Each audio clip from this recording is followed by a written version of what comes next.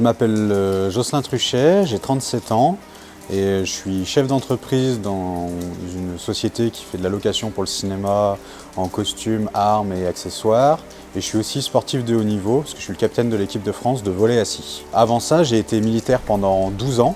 Et j'étais grièvement blessé en opération en Afghanistan en 2010. Donc j'étais en patrouille à pied et on m'a fait déclencher une bombe artisanale à mon passage. Ce qui fait que j'ai tout le côté gauche qui a été criblé d'impact, notamment un gros qui m'a cassé le fémur et percé la fémorale, ce qui fait qu'on a été obligé de m'amputer de la jambe gauche au-dessus du genou. Donc mon évacuation s'est passée de différentes façons, d'abord en brancardage par mes camarades, ensuite en véhicule et enfin en hélicoptère, jusqu'à me faire opérer sur un hôpital américain en Afghanistan.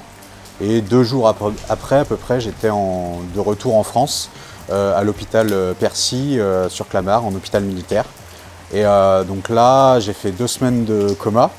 Et donc, je me suis réveillé au bout de 2 semaines et c'est là qu'on m'a expliqué qu'on avait été obligé de m'amputer d'une jambe. Donc du coup, je me retrouvais à 25 ans avec une jambe en moins. Mon métier, c'était d'être militaire. Ma passion, c'était la montagne. Donc voilà, un peu tout s'écroule. Et il a fallu retrouver de la motivation et des choses pour pouvoir avancer.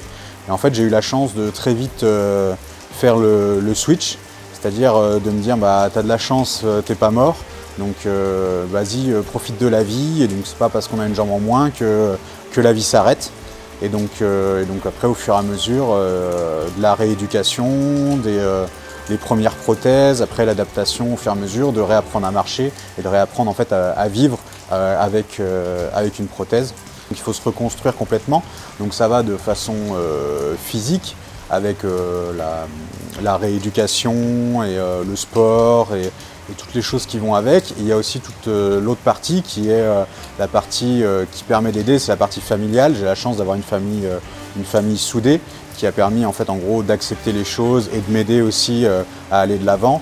Et puis après il y a toute la partie associative, notamment la cellule d'aide aux blessés de l'armée de terre, qui a permis d'être là un soutien, que ce soit pour moi mais aussi pour ma famille, pour les aider à passer ce moment. Et puis après surtout, le but des associations aussi, c'est d'aider dans la continuité, parce que bah, voilà, j'ai été amputé d'une jambe et toute ma vie en fait en gros j'aurai une jambe en moins. Donc c'est pas juste à l'instant de l'accident, mais c'est sur la durée jusqu'à ma mort, quoi. La Fédération des amputés de guerre de France est une ancienne association, puisqu'elle a été créée à l'issue de la Première Guerre mondiale, avec les différents conflits qui se sont enchaînés jusqu'à nos jours.